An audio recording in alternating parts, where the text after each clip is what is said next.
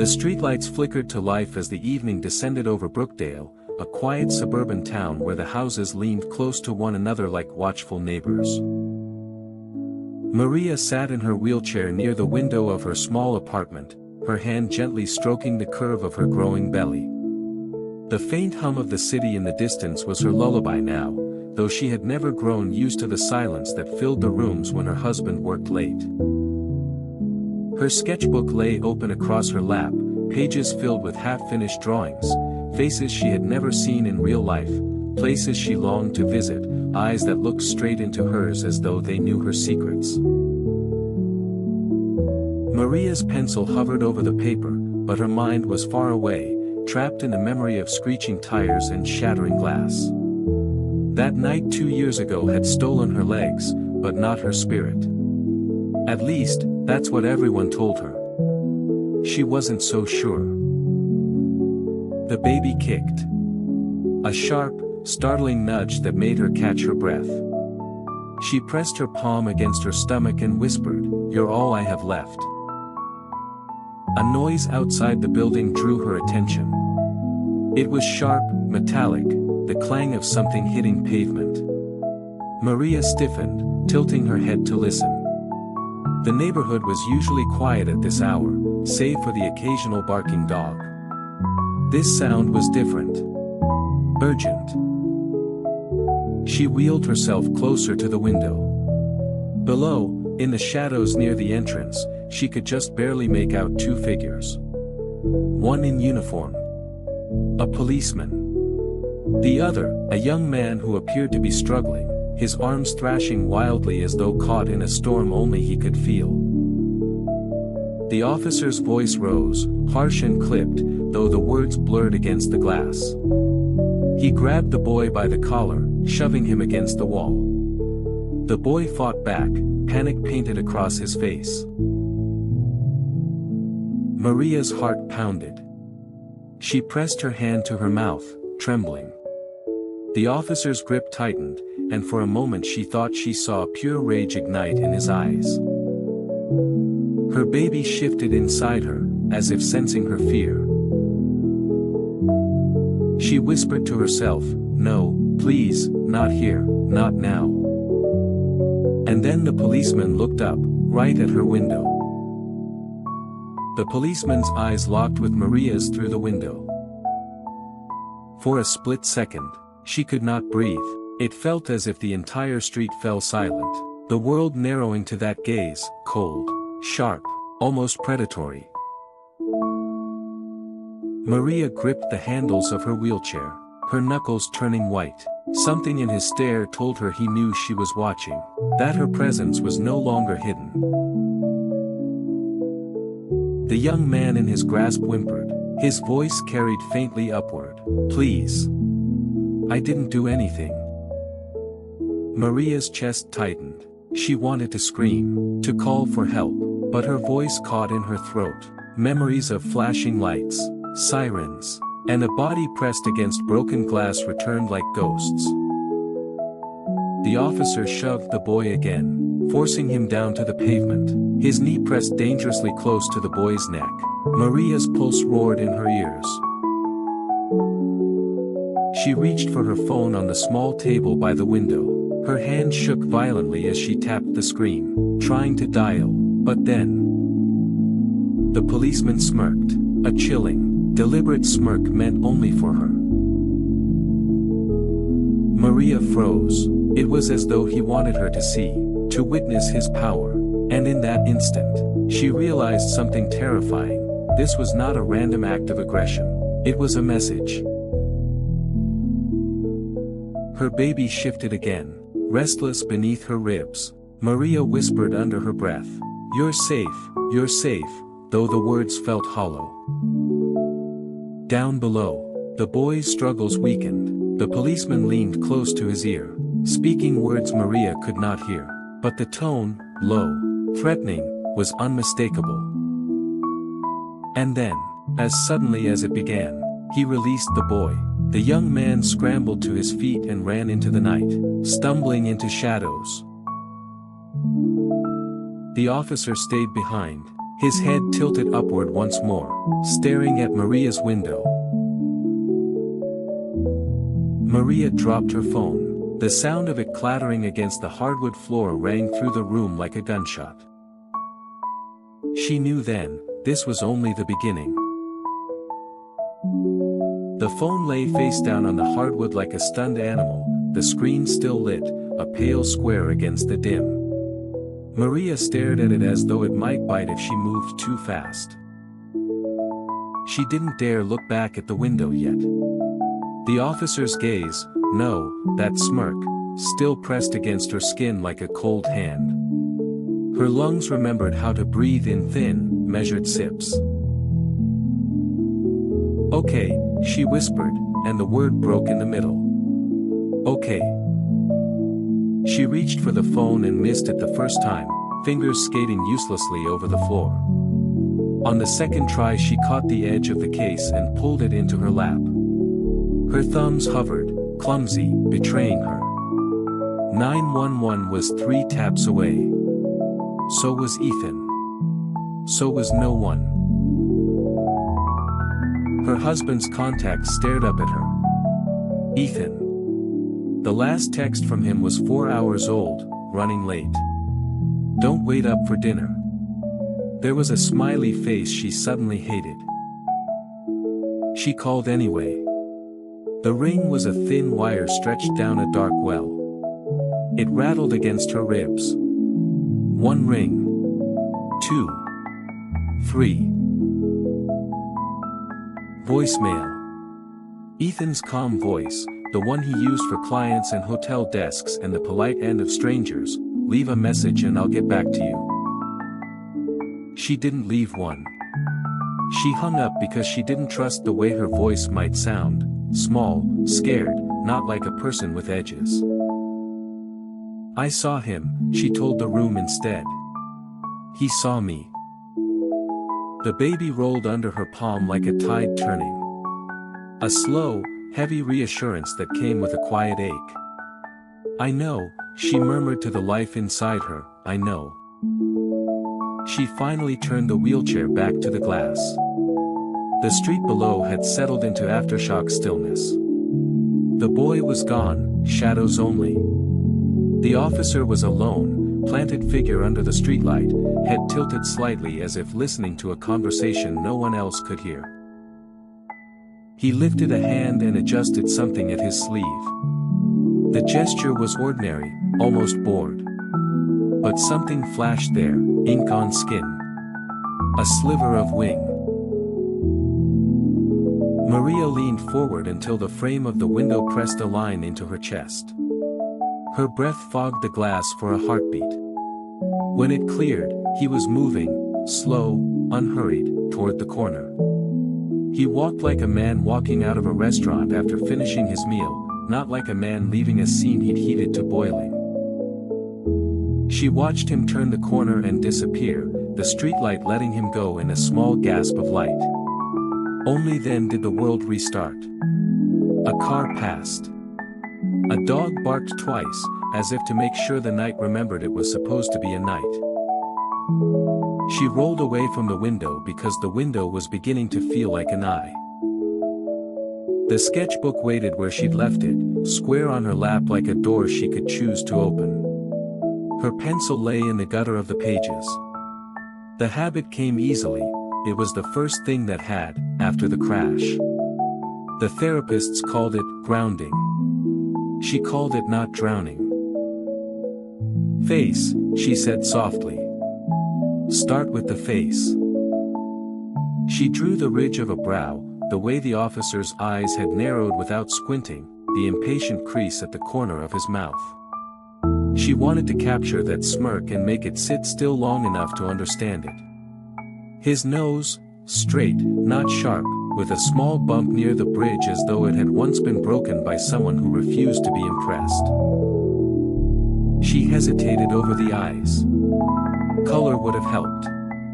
A sketch could only suggest the temperature of a gaze, she needed to suggest cold. She cross-hatched carefully, then paused to listen for her own heartbeat. It was a difficult model tonight, loud and too close. Her pencil moved down the page to a detail that had snagged. The sleeve. A uniform cuff pressed back just an inch too far, as if the fabric annoyed him. The ink on the wrist had flashed when the streetlight hit it. Not a cross, not a skull. A bird's wing, no, not just any wing. The angle was familiar. She could feel the shape before she knew why. The pencil made the lines by itself. The wing was mid-stroke, feathers splayed, beak turned not forward but down, as if the bird were diving. A hawk. Or something like it. A hawk whose talons she couldn't see. A memory rose on the back of her tongue with the metallic taste of blood. Airbag powder.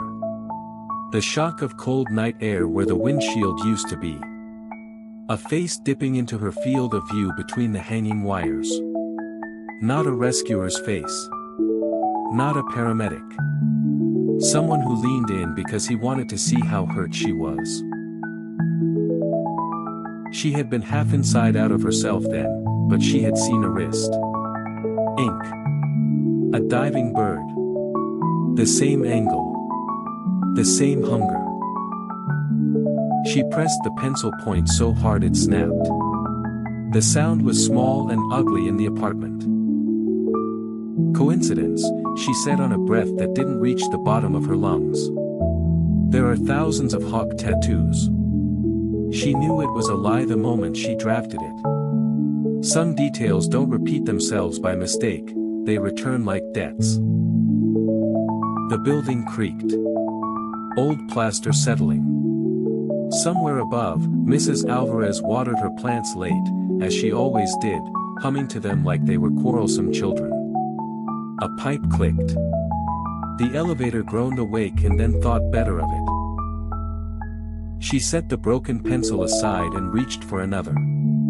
It felt heavier, as if expectation could add weight to wood. She shaded the jawline. She gave him the lie of patience. She gave him the truth of appetite. Her phone buzzed. She flinched hard enough to sting. A text, not from Ethan. Unknown number, are you okay? Her heart tried to dislodge itself. She stared at the message, heat crawling up her throat. She hadn't called 911. She hadn't texted anyone. Are you okay? She typed, who is this? And erased it. Typed, yes. Erased that too. Then she set the phone face down again, turning the pale square back into a stone. Another buzz. Do not go to the door if someone knocks. The room tilted. The couch grew a spine of shadows. Maria looked at the door as if it had just grown fangs. No one knocked. Not yet. She rolled closer to the peephole anyway, because fear and curiosity have always been cousins. The hallway on the other side was a thin aquarium of yellow light. No movement. No shapes. Just the scuffed line of carpet and the faint scratch of someone's television 2 floors down. Her hands came away damp from the wheels. She wiped them on her leggings and returned to the sketchbook. Kneading the ritual again, line by line, she constructed a map of a stranger's face so she wouldn't have to keep it pulsing behind her eyes. She told herself stories in pieces as she drew. That Ethan would call back any minute. Voice warm and worried, keys already in his hand. That the boy who'd run into the dark found a friend's couch and a closed door between himself and what had tried to break him. That the officer had been a single bad moment in a uniform that didn't fit him. And that regret would rust him from the inside. The stories didn't hold. Not long. Not tonight. She added the smallest scar near the officer's chin where stubble would grow uneven. She wasn't sure she'd actually seen it or if some part of her was inventing details to anchor the rest. But she didn't stop. She had learned that facts sometimes arrive wearing guesses like coats. The third buzz came while she shaded the hollow beneath his mouth. Window. Left side. Close the curtain. Her head snapped up so fast the room blurred. Left side. She looked, slow first, then faster. The curtain on the left window had been opened just a fraction wider than the right. As always, to catch a sliver of street, she reached out and pulled it shut, the fabric whispering like a secret being stored. Her thumbs hovered over the screen again. "Who are you?" She sent it before she could second-guess herself into silence. A long pause. "Neighbor." She looked at the door again, as if it might answer that. Across the hall, for B, had a new occupant, a man she had seen only once, carrying a single box and a plant with glossy leaves that looked too elegant for their staircase. He had nodded at her with a quiet that wasn't shyness. Exactly, something like practiced smallness.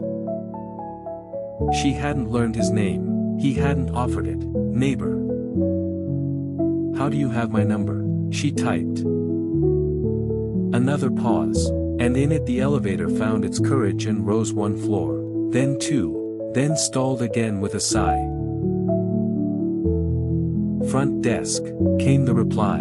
"You're listed as emergency contact for your floor." That could be true. Mr. Pinto, the manager, had once said something similar in his mush-mouthed way, trying to be kind about special circumstances. She had rolled her eyes then. Now she swallowed gratitude that tasted too close to relief.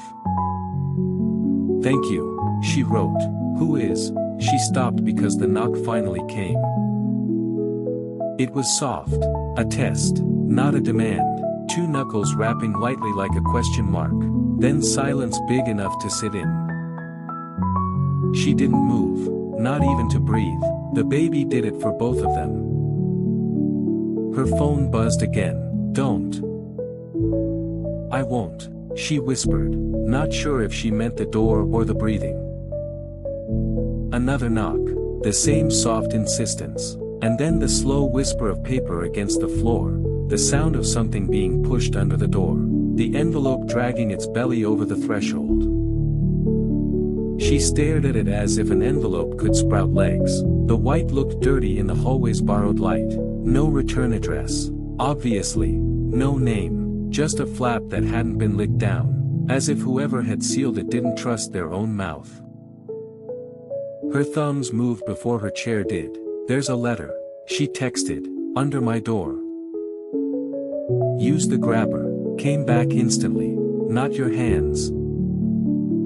It made her smile, a small, cracked thing. Because the person on the other side of the messages knew her apartment well, enough to know about the aluminum reacher leaning against the bookcase, thin jaw at one end, rubber teeth that had rescued dropped spoons and fallen hope. She rolled forward, footrests whispering against the rug, and lifted the grabber. The metal squeaked in her hand. She clamped the envelope and dragged it toward her, every inch a negotiation. Her hands wanted to shake again, but she held them still by naming things she could see. "Brown scuff near the hinge," she said softly. "Dust under the molding. One dead bug I will not look at." The envelope reached the safe side of the line. She set it on her lap, heart drumming a fast, foolish rhythm. Then she slipped a finger beneath the unsealed flap and lifted. Inside, a single photograph trimmed down from a larger print. Grainy, night-thick. It showed the corner below her window, the patch of cement where the boy had been pinned, and the spread of light from the street lamp. In the right margin, half cut off, the officer's arm, the cuff, the wrist, the ink of a bird diving. Someone had circled the tattoo in red pen that bled like a wound. There was one line written beneath, block letters pressed hard enough to bruise the paper. "Do you remember this?" Her throat closed around a word she couldn't decide on. "Yes, no, please." Another message vibrated in her palm. "You should call your husband now." She looked down at the photograph. The red circle seemed to pulse with its own heartbeat. The night of the crash peeled back from memory like old wallpaper, revealing the shape beneath. Someone had leaned in. Someone had watched her bleed. Someone had carried a bird on his wrist and a hunger in his eyes. She turned the photo over. On the back, faint letters in a different hand, barely there. Like a confession whispered through teeth, Hawk's mark. The pencil rolled off her sketchbook and hit the floor with a small, certain click. Somewhere beyond her door, footsteps retreated down the hall, calm, unhurried. She lifted the phone. Ethan's name was still there, patient as a doorbell. She pressed it with a finger that finally knew exactly how to move. When the rings began, they didn't sound like a wire stretched down a well anymore. They sounded like a rope, and she clung to it. The rope snapped. Ethan didn't answer. Again. The line trailed into voicemail with the same smooth, professional tone she had heard an hour ago. This time, Maria stayed long enough to record. Her voice came out like broken glass swept into a paper bag, shaky, sharp, too thin to hold. Ethan, please call me back. Something happened. I need you home, now. She hung up quickly, ashamed of how small she had sounded, ashamed of the crack in her voice that didn't belong to the woman she wanted to be. She pressed the phone to her chest, as if that could erase the message before Ethan heard it. The photograph lay on her lap, heavier than the paper it was printed on. She couldn't make herself turn it face down again. The red circle around the tattoo glared up at her like a warning light. Do you remember this? Yes. The memory was no longer dim or foggy. The airbag dust, the metallic taste, the wires dangling like broken ribs from the dashboard, she remembered. And she remembered the man leaning into her shattered window. Not a rescuer, not a medic, just someone who looked and looked too long, his wrist caught in the glow of headlights. The bird ink, the hawk, diving, watching. Her stomach clenched hard, and the baby shifted in protest. An ache beneath her ribs. She pressed her hand there, whispering, I know, I'm trying. The knock had not come again. The hall was silent, but silence had grown teeth now. She could feel it prowling outside her door. Maria reached for the grabber again and lifted the envelope once more, searching for anything she might have missed. The edges smelled faintly of smoke, or maybe she only imagined it. She held it closer to her face, as if the paper itself might confess. But the envelope was mute. Her phone buzzed again, same unknown number. Don't open your door for anyone, not tonight. She typed back with clumsy thumbs, who are you? Why are you helping me?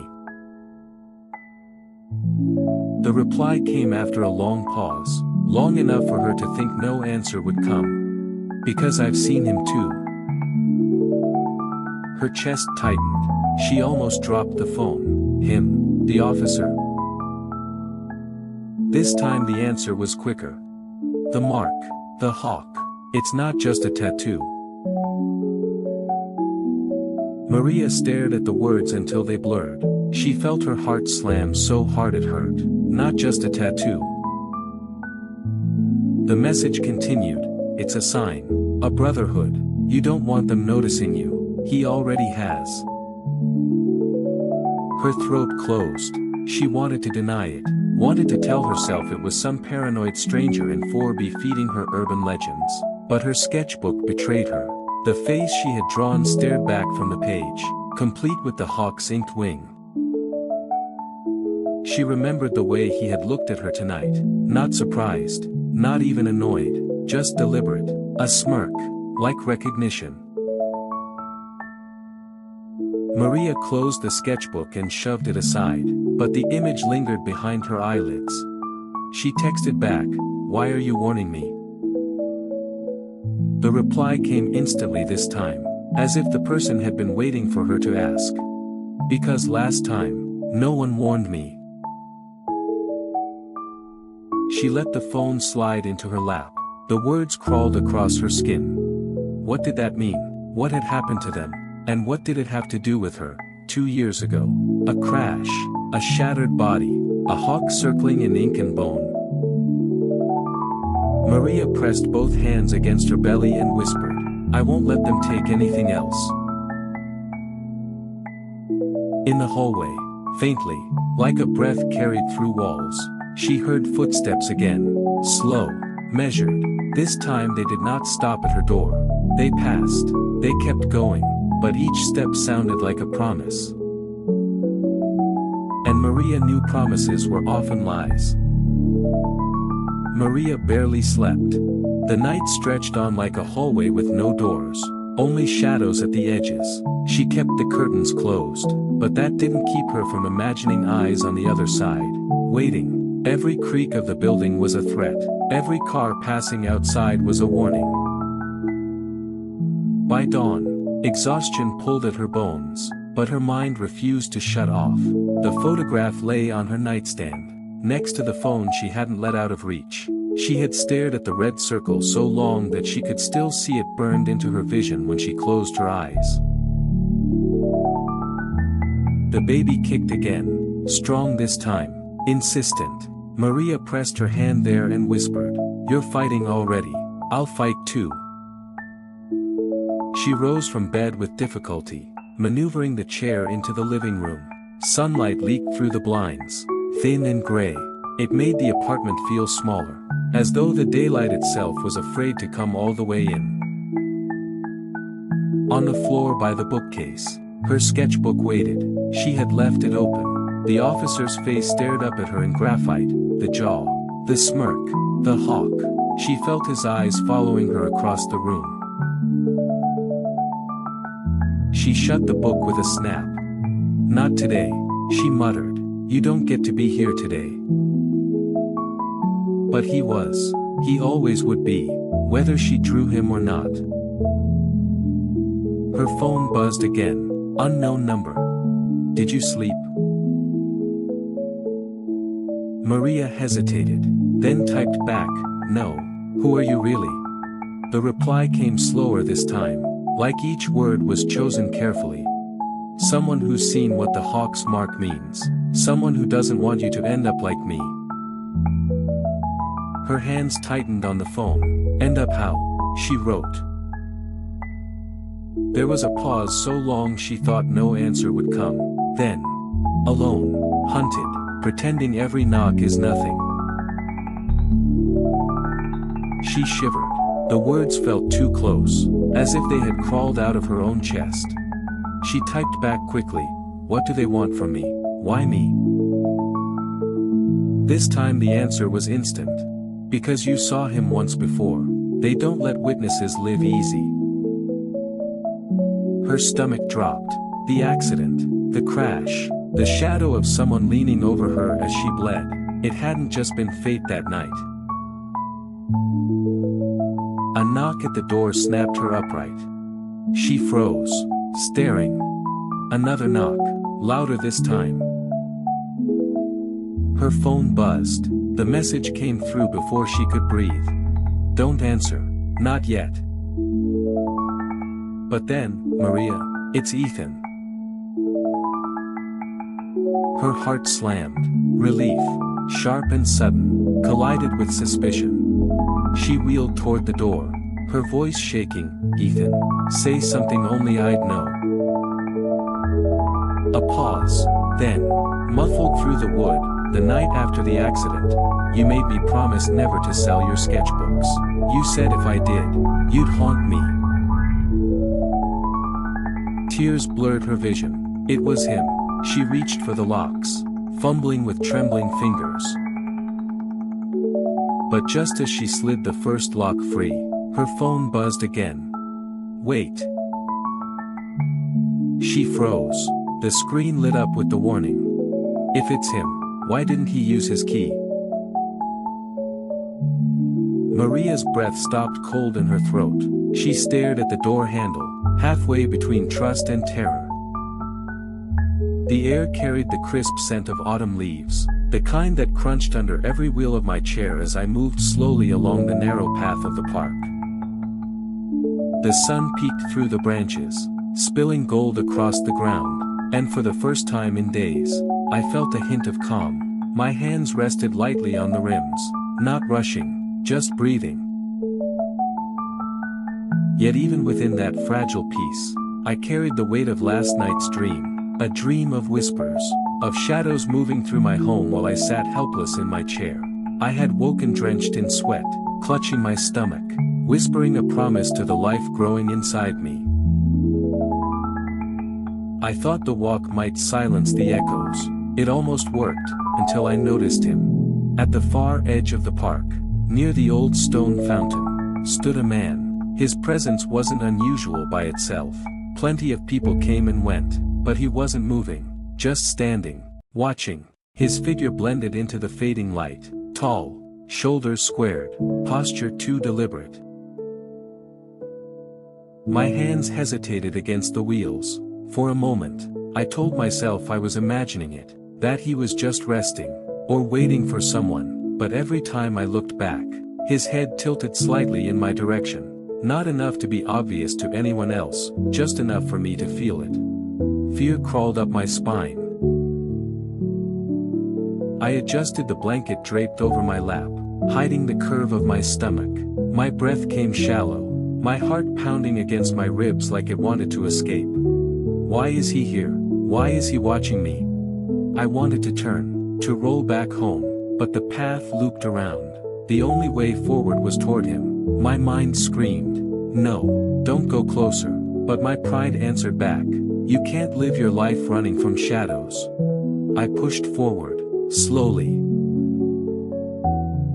Every sound seemed sharper, the squeak of my wheels, the flutter of a bird's wings, the distant laughter of children far behind me, each one a reminder of how alone I really was in that moment. The closer I drew, the more I saw, his hands buried deep in his coat pockets, his jaw clenched, the way his eyes, cold and unflinching, followed only me. He didn't glance at the joggers passing by, or the couple with the stroller, just me. My palms were slick now, slipping against the rims. I tried to keep my expression neutral, though inside my thoughts raced. Is this connected to the whispers in my dreams? Or is this just the paranoia of a woman who's already endured too much? When I was only a few yards away, I dared to meet his gaze. A flicker crossed his face, something between recognition and warning. Then, without a word, he turned and walked away, disappearing into the trees. Gone. I froze, staring at the empty spot where he'd stood. My body trembled, torn between relief and dread. Who was he? Why had he been watching me? And why, in the pit of my stomach, did I feel as though his presence wasn't the beginning, but the continuation of something I hadn't yet uncovered?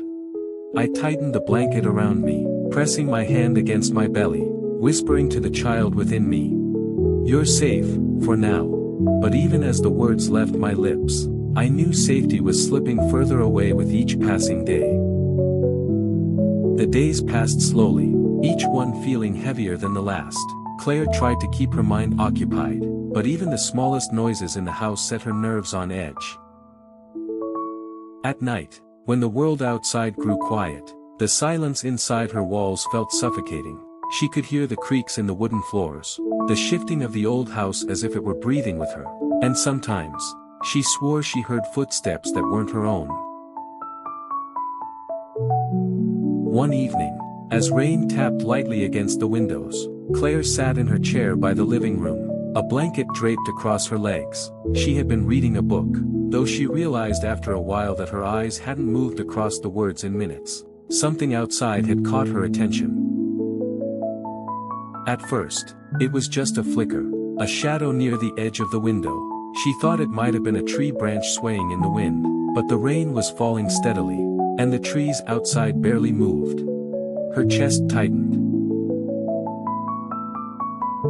She leaned forward, straining her eyes, her heart pounding in her ears, and then she saw it, clearer this time, a figure standing just beyond the glass, still, watching. Claire's breath caught in her throat. Her mind raced. Should she call someone, the police, a neighbor? But as quickly as she thought of it, the shadow was gone, melting back into the darkness as if it had never been there. Her trembling hands clutched the blanket tighter around her. Maybe it was her imagination. Maybe she was just tired, on edge, seeing things that weren't there. But in her heart, Claire knew better. That night she locked every door twice, checked every window, and kept the light on beside her bed. Yet when she closed her eyes, all she could see was the faint outline of that figure standing silently at the window, waiting. And she wondered, how long had it been there before she noticed? The morning after the shadow at the window, Claire woke with a heaviness in her chest. Sleep had been shallow and broken, filled with restless dreams that clung to her like damp clothes. She sat on the edge of the bed, staring at the sunlight seeping through the curtains. It should have brought comfort. Instead, it felt foreign, almost mocking, as if the warmth of the sun had no power over the cold that had settled inside her bones. She moved slowly through the house, her slippers whispering across the floorboards. Every corner seemed sharper, every sound more pronounced. The clatter of a spoon against the kitchen counter, the hum of the refrigerator, even the ticking clock, all of it filled the air with a strange kind of weight, as though the silence itself was pressing down, reminding her that she was alone. Alone, but not forgotten. That thought unsettled her. As she poured herself coffee, her hands trembled so badly that dark liquid spilled across the counter, dripping to the floor. She cursed under her breath, something she rarely did, and set the cup down before it slipped from her grip. Her nerves were raw, frayed like old rope ready to snap. She pressed both hands against the countertop and bowed her head. What if I really saw someone? What if they're watching me even now? The thought slithered through her mind like smoke. She turned toward the kitchen window, staring out at the yard. Everything looked normal, the grass still damp from last night's rain, the old oak tree swaying gently. But normalcy had become a mask. She no longer trusted it. She thought about calling the police, but what would she say? I saw a shadow at my window, and then it disappeared. They would dismiss her as an old woman, lonely and over-imaginative.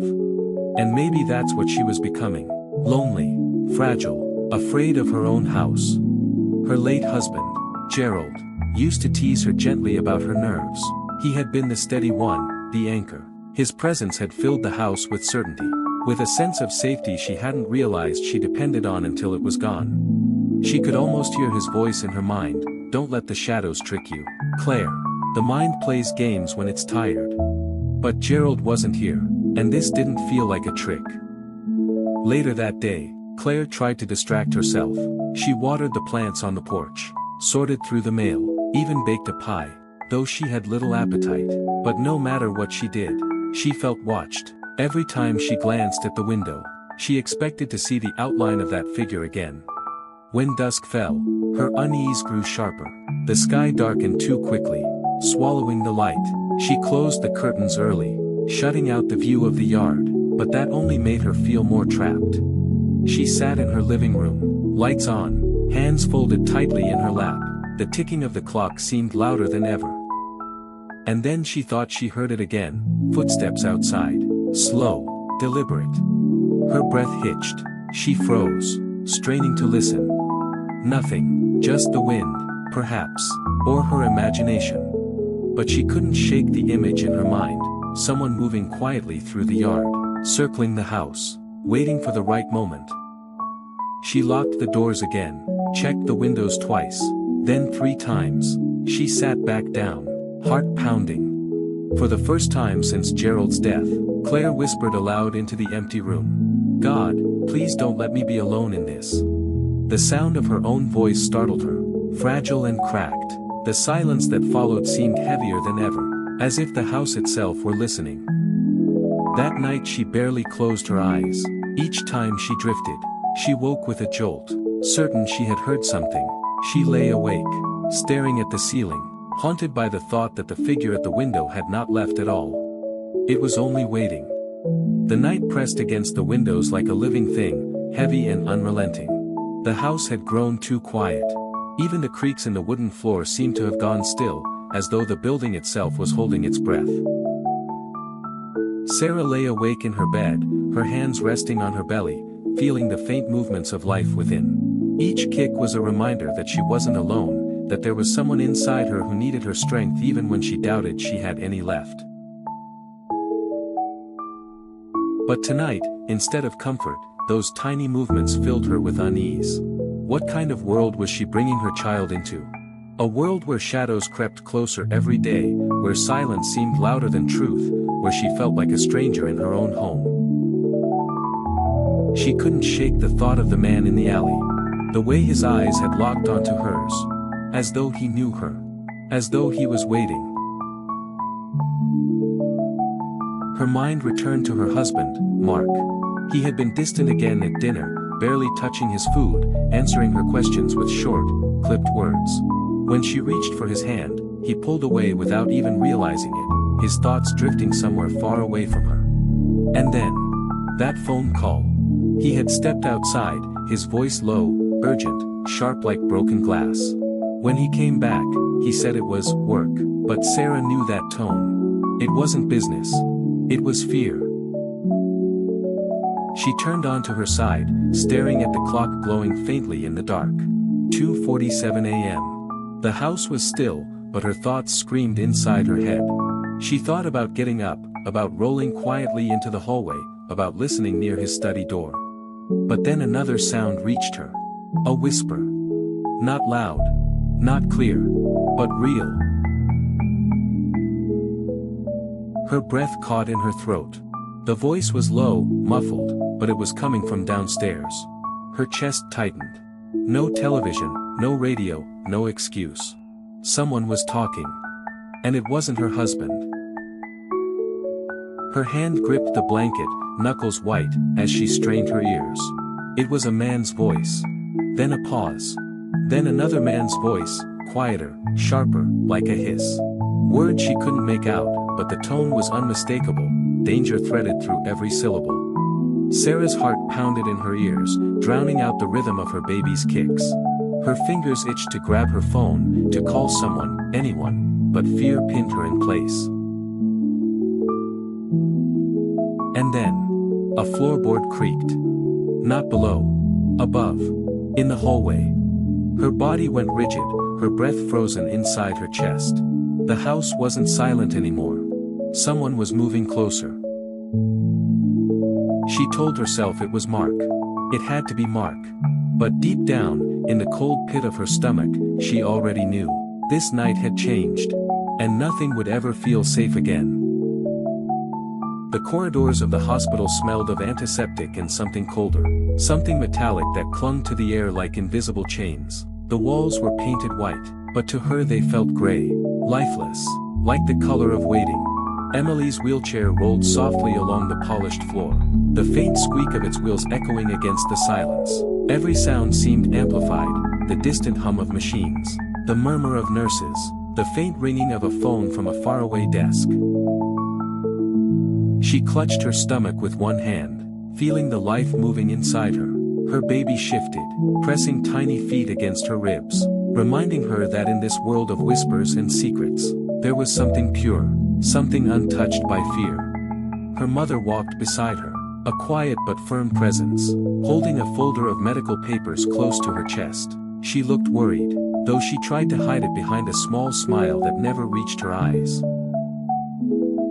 "Dar, Williams will see you now," a nurse said softly, opening the door to a small consultation room. The doctor was a man in his 50s, with tired eyes and a voice that carried both authority and weariness.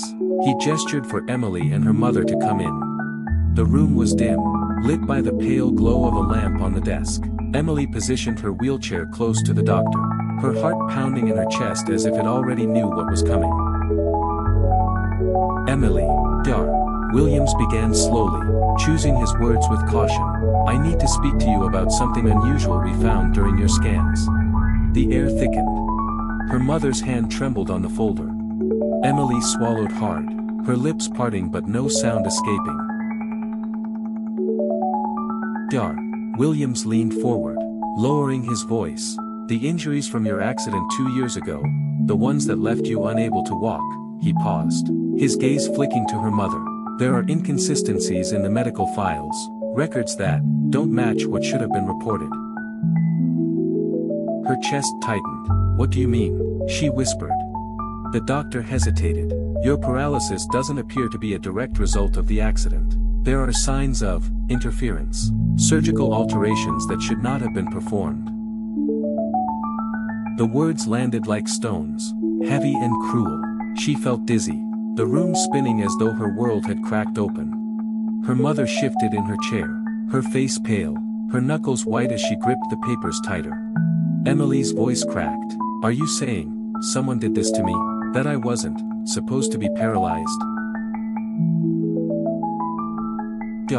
Williams exhaled slowly, his expression grim. "That is what the evidence suggests. Someone tampered with your recovery. Someone wanted you to remain in that chair." Silence filled the room, so dense it felt suffocating. Emily's heart hammered against her ribs, her mind racing, memories flashing like jagged lightning, the night of the accident, the confusion, the hospital lights, the way her mother insisted she shouldn't ask too many questions back then. Now, those unanswered questions screamed louder than ever. Her mother finally spoke, her voice fragile but steady. "Doctor, please, this isn't the time.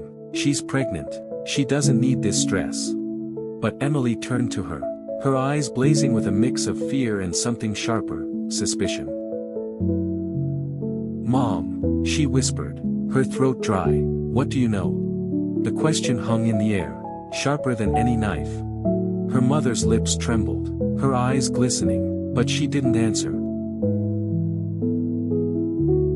For the first time, Emily felt more alone than she ever had, because silence was an answer in itself. The night was restless for Emily. She kept turning in her bed, her body exhausted yet her mind unwilling to quiet. The shadows on the walls seemed alive, shifting as if carrying the weight of her thoughts. Every creak of the house echoed louder than usual, every whisper of wind through the window felt like a reminder that the world outside still moved on, even when her own life felt paused. When she finally drifted into a shallow sleep, she dreamed. It wasn't like her usual scattered visions. This one felt vivid, sharp, almost painfully real. She was holding her baby in her arms. The child's skin was soft, warm against her chest. She could smell that faint sweetness only newborns carried. Her heart swelled, and for a moment, the fear was gone. She felt powerful, as if the universe had granted her proof that she was strong enough to do this. But the dream shifted. The hospital room darkened. Suddenly, she wasn't alone, a shadowy figure stood in the corner, silent, faceless, yet watching. The warmth in her chest vanished, replaced with icy dread. She tried to move, tried to speak, but her voice wouldn't come. The baby in her arms grew heavier, her muscles burned with strain. And then, the faceless figure stepped closer. Emily jolted awake, her body trembling with sweat, her heart pounding so violently she thought it might break her ribs. It was only a dream. She whispered it out loud, forcing her shaky breath into control. It was only a dream.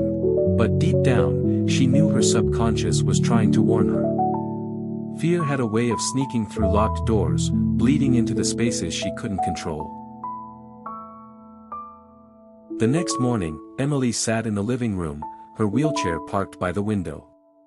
She stared out at the world, children biking down the street, a couple walking their dog, an old man trimming his hedge. For them, life carried on in its ordinary rhythm. For her, every day felt like walking a tightrope. She wondered if they could ever understand what it was like to live with constant uncertainty. Her hand drifted to her belly. The baby kicked, a small thump, like a quiet reassurance. Her lips curved into a fragile smile. "Little one," she whispered, "maybe you're stronger than I am." Later, her friend Sarah stopped by with groceries. She always came with a smile that seemed just a little too bright, as if trying to mask her worry. Emily watched her move around the kitchen, unpacking food, humming softly to fill the silence. Finally, Sarah glanced at her. "You look pale. Bad night?" Emily hesitated. She wanted to say no, to pretend, but the memory of that dream still weighed on her chest. "I dreamed of him," she admitted quietly. The man. Sarah froze mid-motion, her face tightening. Emily nodded. He was watching me, while I held the baby. Sarah crossed the room and placed a hand on her shoulder. It's fear, Em. Nothing more. Your mind's playing tricks on you. Emily wanted to believe that. Desperately. But something in her heart whispered otherwise. That night, as Emily wheeled herself into the nursery again, she lingered longer than usual. She trailed her fingers across the edge of the crib, across the tiny folded blanket resting inside. Her heart tightened, torn between two powerful forces, love and dread. Tomorrow, she whispered to herself, I'll feel better tomorrow. But she wasn't sure if tomorrow was something she could still trust. The days following the detective's visit felt strangely quiet, as if the very air in the house had thickened with secrets that refused to settle. Rebecca found herself waking in the middle of the night, her chest tight, her mind circling questions that had no answers. She would stare at the ceiling in the dark, the faint hum of the heater in the background, while her hand rested gently on her growing belly. What are you hiding from me, Mark? The question whispered through her head over and over, sometimes louder than her own heartbeat. Mark, for his part, acted as though nothing had changed. He made her tea in the mornings, brushed her hair back with that same tender touch, and kissed her forehead before leaving for work. But the warmth in his eyes now carried a shadow. Rebecca could see it, she could feel it. It was as if a wall had been built between them, thin enough for her to sense him on the other side, yet too thick to break through. One evening, when the rain tapped against the windows and the scent of damp earth drifted in, Rebecca couldn't take it anymore. Mark, she said softly, her voice breaking the silence of the living room, do you believe the detective? Do you think someone truly wants to hurt us? Mark looked up from the newspaper he wasn't really reading. His jaw tightened. He hesitated too long. I think, he began, then stopped. His hand crumpled the edge of the paper. I think some things are better left in the past. Rebecca's heart sank. His words were simple, but his tone carried weight, the kind of weight that pressed against her ribs until it was hard to breathe. The past. The phrase clung to her, colder than the rain outside. Later that night, as she tried to drift to sleep, she thought she heard whispers in the hallway. A low voice, hushed but urgent. Her heart raced. She sat up in bed, straining to listen. Silence. The kind of silence that felt too heavy, too deliberate. Rebecca's fingers gripped the blanket. Was it her imagination? Pregnancy had already made her mind more fragile, more vulnerable, or was there truly something, or someone, here? The floorboards creaked softly in the dark. Her pulse quickened. She wanted to call out to Mark, but something stopped her. Instead, she whispered only to herself, her voice trembling. I need to know the truth. And in that moment, she realized, she wasn't just afraid of the shadows in the hall. She was afraid of the shadows in her husband's eyes. The night was quiet when it happened, too quiet. Sarah had been restless all evening, her body aching in ways that had nothing to do with pregnancy. Her heart was heavy, her mind clouded by fragments of dread she couldn't quite explain. She sat by the window, the curtains half drawn, staring into the stillness outside. The moonlight painted the yard in silver, every shadow stretching unnaturally long, like fingers reaching toward the house. Something in her gut told her danger was close. A faint noise broke the silence, a crunch of gravel. Her pulse quickened. She strained to listen, her ears sharp with fear. Maybe it was nothing. Maybe it was just the wind shifting branches, or a stray cat wandering past. But then she heard it again. Footsteps. Slow, deliberate. Someone was outside. Her breath caught in her throat. Michael, she whispered hoarsely, but he was already asleep in the bedroom. She hated to wake him, hated to sound like a child afraid of the dark. Yet the sound came again, closer now, and she felt her skin prickle with cold sweat. Then came the shattering. A violent crash as glass exploded inward, scattering across the living room floor. Sarah gasped, instinctively clutching her stomach as if to shield the life inside her. The intruder stepped through the broken window, a hulking shadow with rage in his movements. She recognized him instantly. Ethan. Her ex-husband's face twisted with something between triumph and madness. "I told you," he snarled, his voice low, venomous. "You don't get to start a new life without me, not after everything." Sarah's body trembled. She wanted to scream, but fear locked her throat tight. Instead, her thoughts raced. Why now? How did he find me? What will he do? "Ethan, please," her voice cracked. "Fragile. You can't be here, you can't." "Shut up," he barked, advancing on her. Shards of glass crunched beneath his boots, each step sinking terror deeper into her chest. Her mind spun. Where is Michael? Why hasn't he woken up? What if Ethan hurts the baby? Suddenly, Michael's voice thundered from the hallway. "Get away from her." Sarah's heart surged with both relief and fear. Michael stood there, fierce and protective, though Ethan's sheer size made him look small by comparison. The two men locked eyes, the air heavy with hatred and history. "Michael," Ethan sneered, "you think you can just take what's mine? My wife, my child? She's not yours." Michael shot back, his fists clenched, though Sarah could see the tremor of fear in his shoulders. "You lost the right to call her that a long time ago." For a moment, time froze. Sarah's mind screamed for an escape, but her body remained paralyzed. Her heart pounded so violently she thought the baby could feel it too. Ethan lunged. The fight was sudden, brutal. Fists collided, bodies slammed into furniture. Sarah's scream tore through the air as the men grappled, Ethan's rage overpowering Michael's desperate defense. Glass sliced Michael's arm as he was thrown against the window frame. Sarah tried to move, to wheel herself closer, but fear and shock rooted her in place. "He's going to kill him," she thought. "He's going to kill Michael. And then, me." Her trembling hands fumbled for her phone, but it had fallen somewhere across the room. Her eyes darted around, frantic for anything that could help. The baby kicked, a sharp reminder that she wasn't just fighting for herself anymore. She swallowed hard, tears streaming down her cheeks, and whispered to the life inside her, "Hold on, Mommy's here, we'll get through this."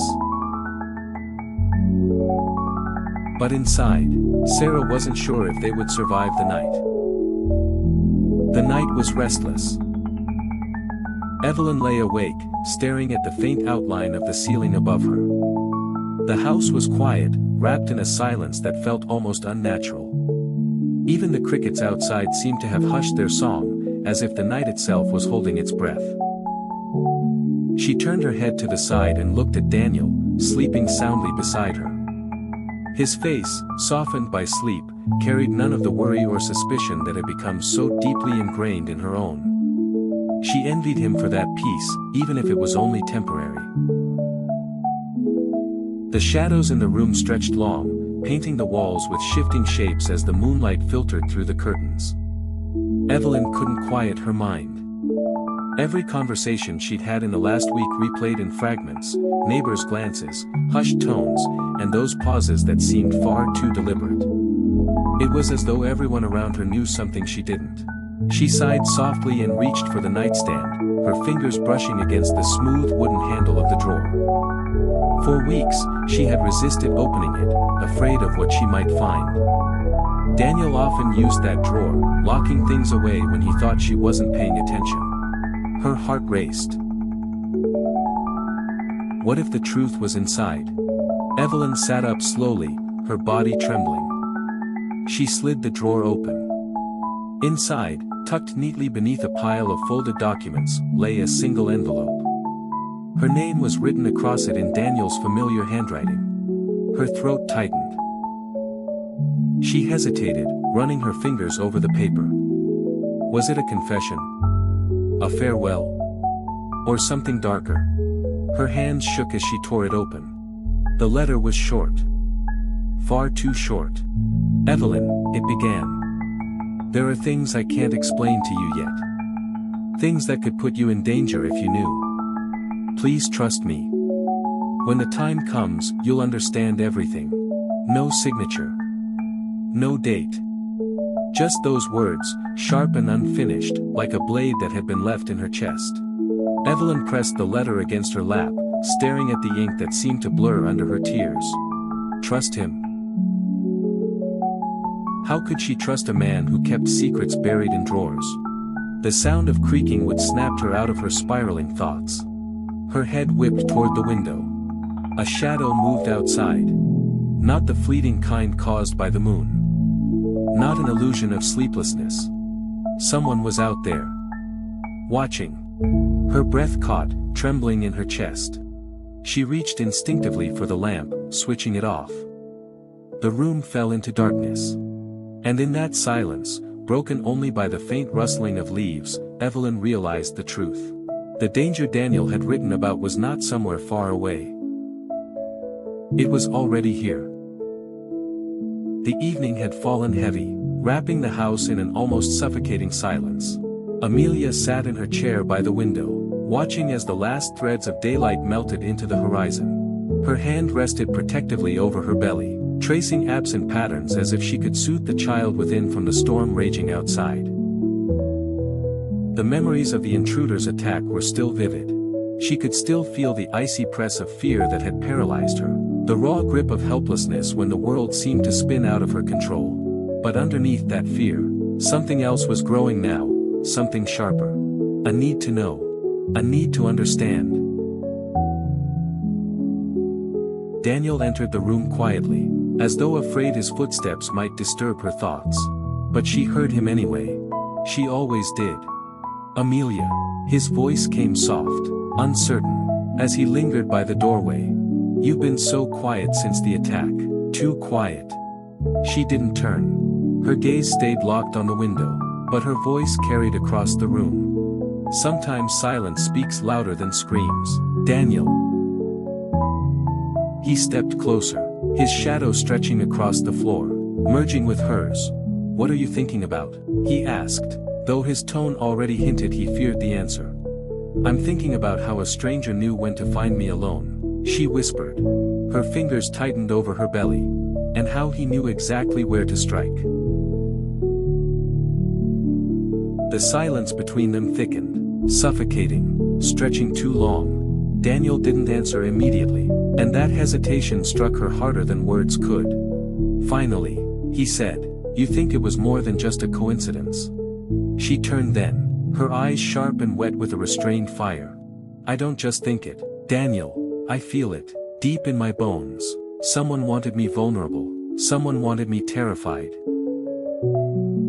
Her words cracked the air like lightning. Daniel flinched, his hands curling at his sides.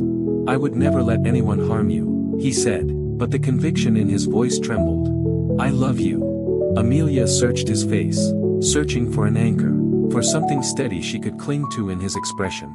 But all she found were cracks, small ones, hairline fractures in the calm mask he always wore. That night, when Daniel finally drifted into uneasy sleep beside her, Amelia remained awake. Her mind twisted and tangled with questions. She replayed every moment of the attack, every sound, every shadow. And then her thoughts slipped further back, to the night she first met Daniel. The charm in his smile, the way he had seemed to know just what to say to make her feel less broken, less unwanted. Had it been chance? Or had it been fate carefully designed by someone else's hand? Her heart thudded painfully against her ribs. What if love wasn't the shelter she thought it was? What if it was the trap? Amelia turned on her side, watching Daniel's sleeping face in the dim glow of the moonlight. He looked peaceful, innocent. But for the first time, she wasn't sure she believed in that innocence. And so, while the house lay buried in shadows and her child shifted softly inside her, Amelia made a silent vow. She would find the truth. No matter how deep she had to dig, no matter how much it hurt. Because the whispers in her mind were growing louder each night, and they would not let her rest until the secrets were finally unearthed. The weeks rolled by, but the air in the town felt heavier than ever. Every corner of the streets whispered secrets, every shadow seemed longer, and every sound of the wind carried an echo of something unspoken. Daniel could feel it pressing against his chest, the weight of silence, the weight of what no one dared to admit aloud. He walked the streets with his head up, but inside, questions gnawed at him. Was I truly betrayed, or was I only blind to the truth that had been circling me all along? One evening, as he sat alone in his office, staring at the faint reflection of his own weary eyes in the glass, he heard footsteps approach. Familiar, steady footsteps, the kind he once associated with comfort. It was Anthony. Still burning the midnight oil, Anthony asked, his voice low, calm, as though nothing in the world had shifted. Daniel studied him for a long time before replying. Something tells me you already know why I can't sleep. Anthony smirked, but it wasn't the warm smile of an old friend.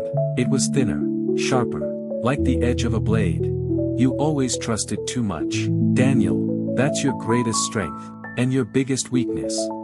Daniel's heart clenched. So it's true, his voice cracked slightly, though he steadied it quickly. It was you all along. Anthony's silence said more than words ever could. He lowered his eyes, as though some part of him still wrestled with guilt, but when he finally looked back at Daniel, the mask was back in place. Business is business, Anthony said softly. You thought loyalty was eternal, but loyalty, he shook his head, loyalty is only as strong as opportunity. Daniel's hands gripped the arms of his chair, knuckles white. Inside, a storm raged, betrayal, grief, fury, but beneath it all, a quiet resolve began to form. You destroyed everything we built, Daniel whispered. No, Anthony corrected.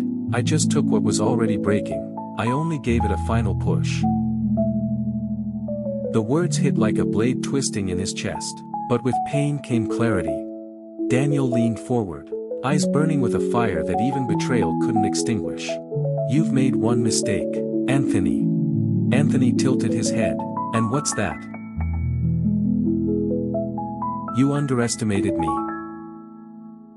Anthony's smile faltered for the first time, and in that single flicker of uncertainty, Daniel found strength. He no longer felt like a victim of betrayal. He was a man standing in the ashes of what once was, ready to rise, not just to survive, but to fight back. The night stretched on, the tension between them so sharp it could slice through the silence. The game had shifted, Daniel knew it, and for the first time since everything had crumbled, he wasn't afraid. Because betrayal had forged him into something stronger. And Anthony. Anthony was about to learn that the past could never truly bury Daniel Kingsley. The courtroom felt colder than it should have been, even though the sun outside painted the world in warm colors. I sat there, my hands clenched together so tightly my knuckles had turned pale. Every sound echoed louder than it should, the shuffle of papers, the low cough of someone in the back, the heavy footsteps of the bailiff moving across the floor. The trial had begun. I watched Marcus walk in, his wrists cuffed, his face pale but unbroken, his eyes, dark and determined, scanned the room until they found me. For a split second, his expression softened. There was fear there, yes, but also something else, gratitude, hope. The prosecutor rose and began to speak. His words were sharp, precise, each syllable slicing through the air like a blade. He painted Marcus as dangerous, reckless, a young man spiraling into violence. He spoke of the boys he used to run with, the fights, the stolen goods, the trouble that never seemed to leave his shadow. And as I listened, I couldn't stop my heart from pounding. Because I knew, more than anyone in that room, that this version of Marcus was only half the truth. The other half was the boy who sat across from me in long, quiet nights, confessing fears he never let anyone else hear. The boy who wanted out. The boy who wanted to be better. When it was my turn to take the stand, I rose slowly, my chest tight. Every step forward felt like dragging a mountain. I sat down, swore my oath, and looked at Marcus again. His eyes begged me to see him, not just as the world saw him, but as the person I knew he could be.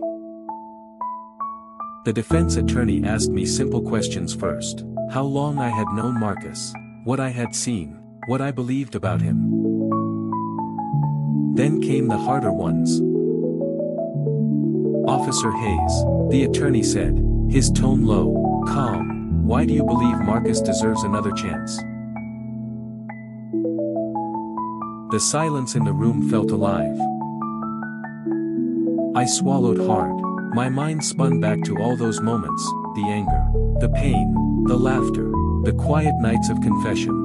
I remembered the way Marcus looked when he admitted he was scared of becoming like his father. I remembered the way he clenched his fists when he said he didn't want his little brother to follow the same path. So I spoke. Because I've seen him fight, I said, my voice trembling at first, then finding its strength, not with his fists, not with weapons, but with himself. I've seen him fight to stay on the right path. I've seen him walk away from the kind of choices that could have destroyed him, and I know he's capable of change, because he's already started. The prosecutor objected. Of course, but my words were already in the air, impossible to take back. When I stepped down, Marcus gave me the smallest nod, a silent thank you. And in that moment, I realized something powerful. This trial wasn't just about Marcus, it was about me too, about the choices I had made to stand beside him, to risk my own reputation, to believe in something bigger than the simple black and white of law and crime. It was about whether hope could still exist in a world so quick to condemn. The days after the hospital visit felt like a fog I couldn't shake.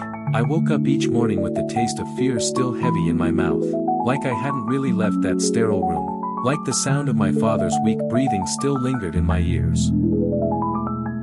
But life doesn't stop when your heart wants it to. Bills still needed paying, work still demanded attention, and the whispers around town had only grown louder.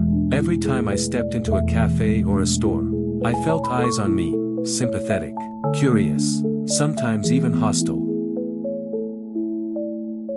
It wasn't just about my father anymore. The truth about the inheritance had spread further than I imagined. People who never cared about me suddenly had opinions. Unfair. I overheard one man say outside the hardware store, "Those other kids deserve more. Why would a father favor one over the rest?" The words cut deep, though he hadn't said them to me. Favor. That wasn't what it was. I didn't ask for more. I didn't ask for anything. But that didn't matter to anyone else. In their eyes, I was the reason a family had fractured. One evening, I went for a walk down to the river. The water always calmed me, reflecting the moon in broken fragments across its surface. I sat on the worn wooden bench and let the night air wrap around me.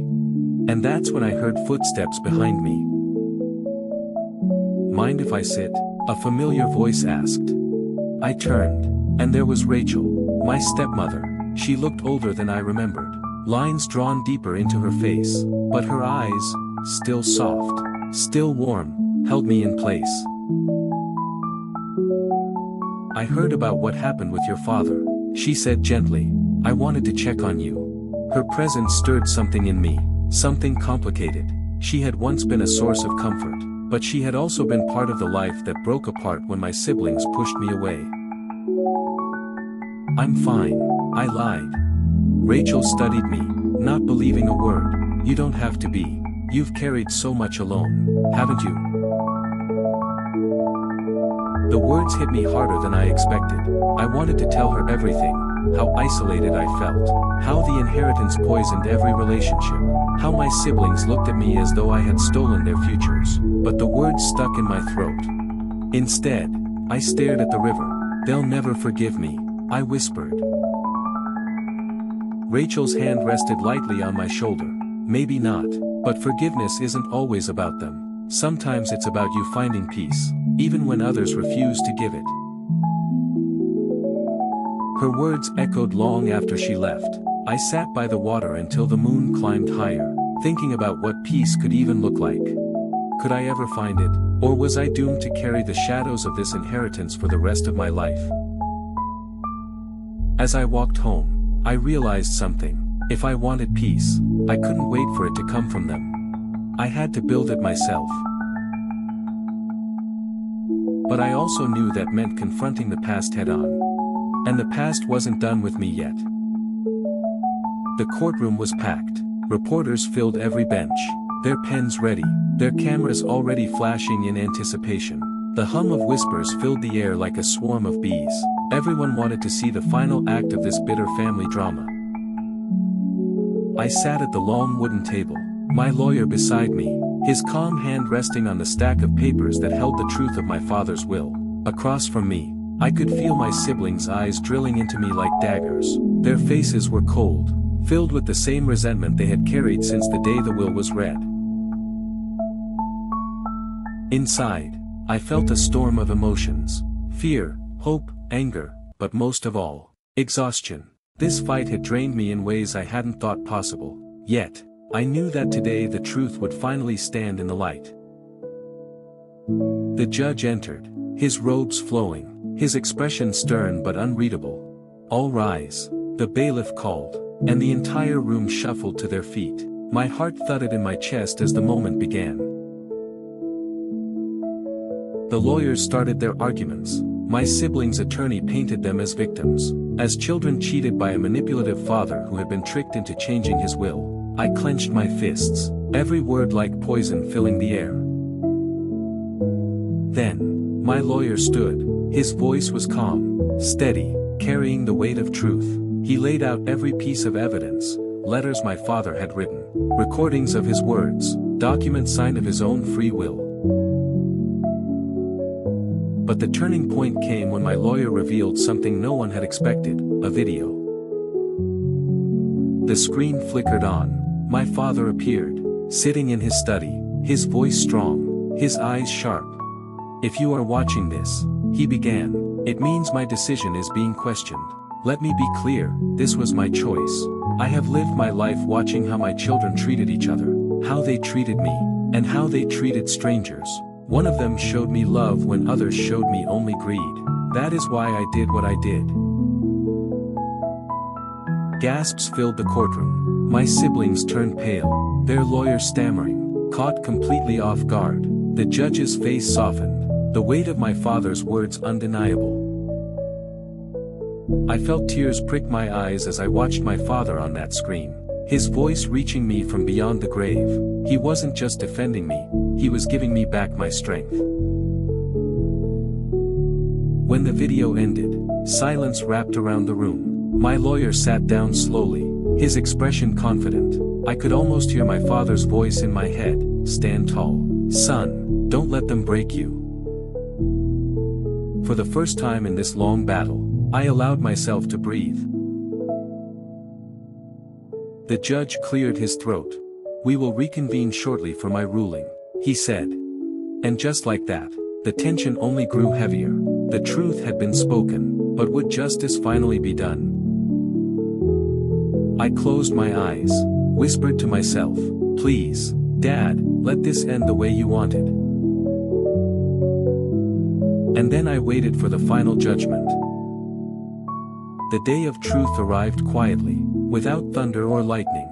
Just a crisp morning in a small town that had endured whispers, gossip, judgment, and the weight of secrets. Henry stood by the front porch of the church, his back straight despite the years on his shoulders. The scars on his soul and the bruises on his body had faded, but the lessons remained, etched deeper than any mark on flesh. He looked at the boys, those same young men who once saw him as nothing more than an easy target, an old veteran to mock and humiliate. Now, they stood with bowed heads, their eyes heavy with remorse. They had come willingly this time, not dragged by parents or forced by shame. They had come because they wanted to. Do you understand now? Henry's voice was soft, but it carried like steel through the morning air. The oldest of the boys nodded, his throat tightening. We do, sir, more than we ever thought we could. Henry studied them for a long moment, his gaze firm but not cruel. In their faces he saw what he had once been himself, young, reckless, blind to the cost of cruelty until life carved the truth into his bones. Life will test you, he said, his tone heavy with both warning and hope. Not here, not just in this town, but everywhere you go, it'll tempt you to take the easy path, to belittle, to hate, to strike first because it feels powerful. He paused, letting his words sink deep. But real power, Henry continued, isn't in your fists, it's not in fear, it's in restraint, it's in lifting others, not pushing them down. That's what makes a man, that's what makes a life worth living. The boys listened as though each syllable weighed 1,000 pounds. No smirks, no sideways glances, only silence, raw and humbled. From the corner of his eye, Henry noticed his grandson Marcus standing tall, his uniform crisp, the symbol of service gleaming on his chest.